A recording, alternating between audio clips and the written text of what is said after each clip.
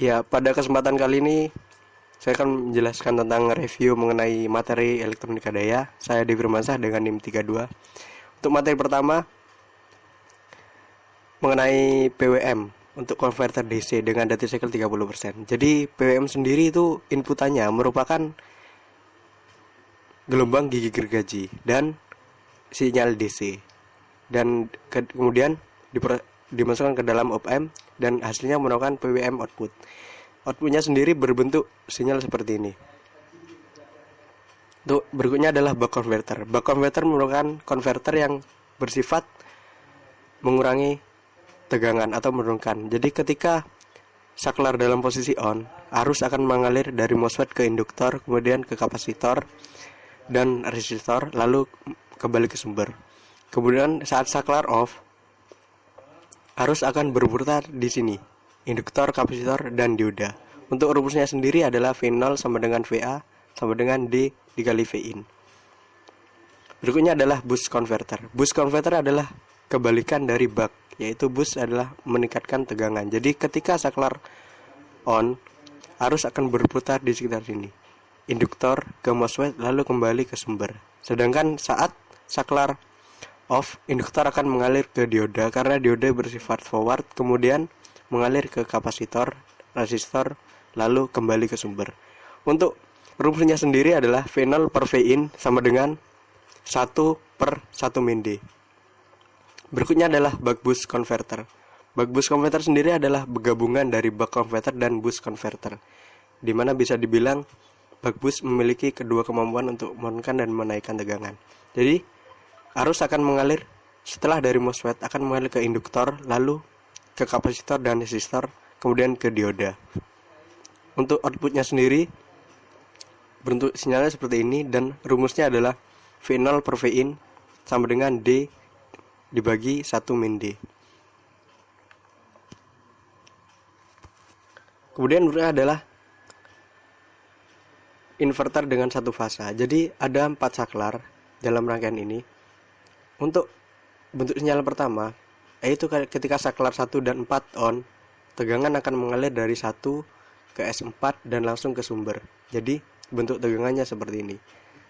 Dan ketika S2 dan S3 yang on, sedangkan 1 dan S4 off, maka tegangan akan mengalir dari S2 kemudian langsung ke S3 dan akan menghasilkan tegangan seperti ini.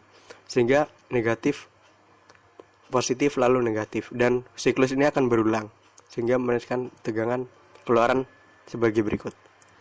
Berikutnya adalah penyaras satu fasa.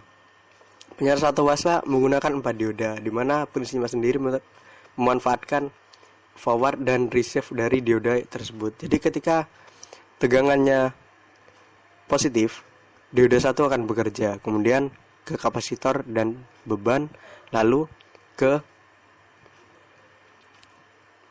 dioda 2 karena bersifat forward, lalu kembali ke sumber. Sedangkan ketika negatif, tegangan akan bergerak ke D4 karena forward terhadap D4, kemudian ke kapasitor dan resistor, lalu ke D3 dan kembali ke sumber.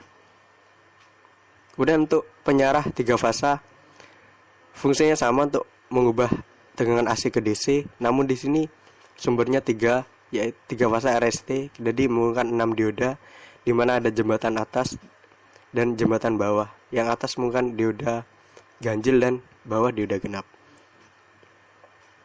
Dan outputnya adalah seperti ini. Jadi ada 3 tegangan, VA, VB, dan VC. Dan output akhirnya seperti ini. Berikutnya adalah inverter satu fasa.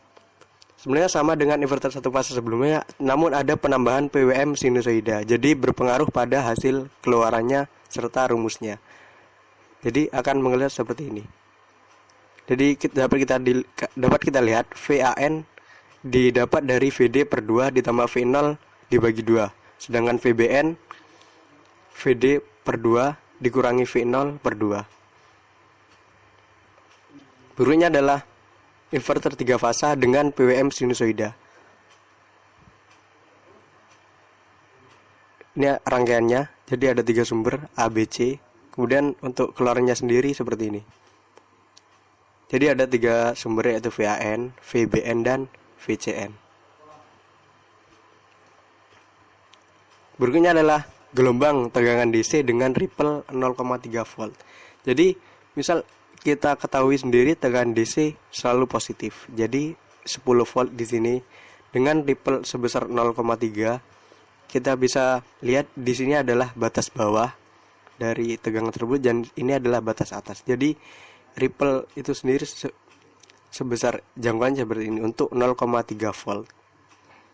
Kemudian ke berikutnya, apa yang dimaksud dengan THD? THD merupakan total harmonic distortion.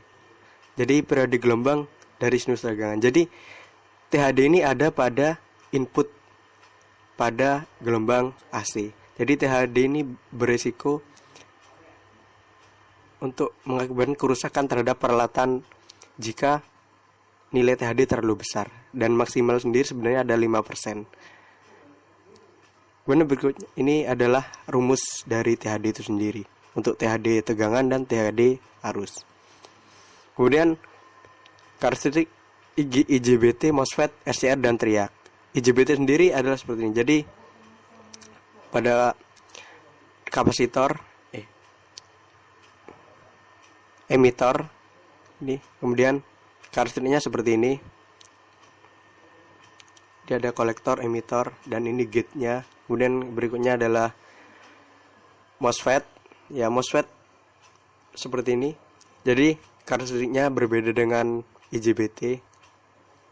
Berikutnya adalah SCR, Silicon Control Rectifier. Jadi untuk diagramnya junctionnya seperti ini, PN, kemudian simbolnya pada penggambaran, kemudian bentuk fisiknya seperti ini. Dan karakteristiknya dapat dilihat sendiri. Berikutnya adalah triode alternating current. Jadi menggunakan 2 dioda di sini. Dan untuk karakternya seperti tidak beda, bisa dibandingkan dengan MOSFET dan IGBT. Jadi ini untuk turn on karakteristik atau karakteristik pada saat menyala dapat dilihat. Jadi arusnya dari MOSFET ke resistor, kemudian gitu. Dan ini berikutnya adalah turn off karakteristik. Jadi bisa dibedakan. Ya, sekian yang dapat saya jelaskan. Kurang lebihnya mohon maaf. Terima kasih.